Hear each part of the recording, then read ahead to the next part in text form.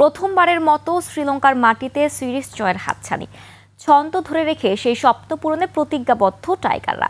আর বাংলাদেশের আশা গুড়িয়ে জয়ের ধারায় ফিরতে মরিয়া লঙ্কানরাও। আজ বিকেল ৩টায় পাল্লেকেলেতে সিরিজের তৃতীয় ও শেষ ওয়ানডেতে মুখোমুখি হচ্ছে দুদল। মাহফুজ মুকুলের রিপোর্ট।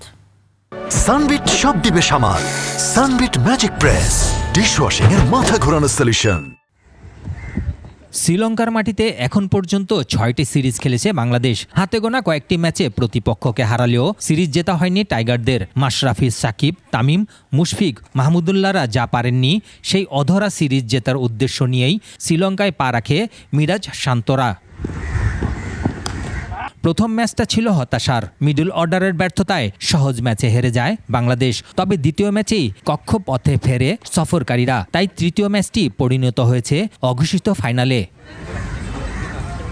ছন্দে আছেন বাংলাদেশের দুই ওপেনার তানজিদ তামিম ও পারভেজ হোসেন ইমন। বোলাররাও রয়েছেন ফর্মে। ভুল শুধরে এই ম্যাচে ছন্দে ফিরতে চায় নরবরে মিডল অর্ডারও।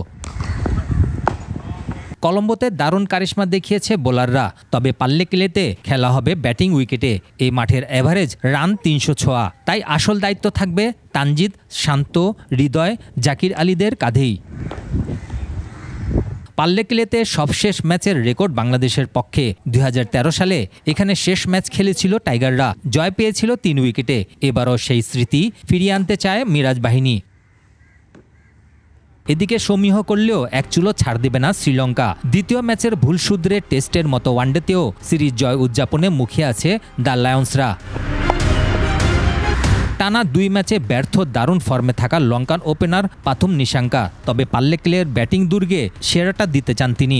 দারুণ রেকর্ড হয়েছে হাসারাঙ্গা আসালাঙ্কাদেরও। শেষ ম্যাচে সেই রেকর্ড ধরে রাখার লক্ষ্য স্বাগতিকদের। মাহফুজ মুকুল, ২১ টেলিভিশন।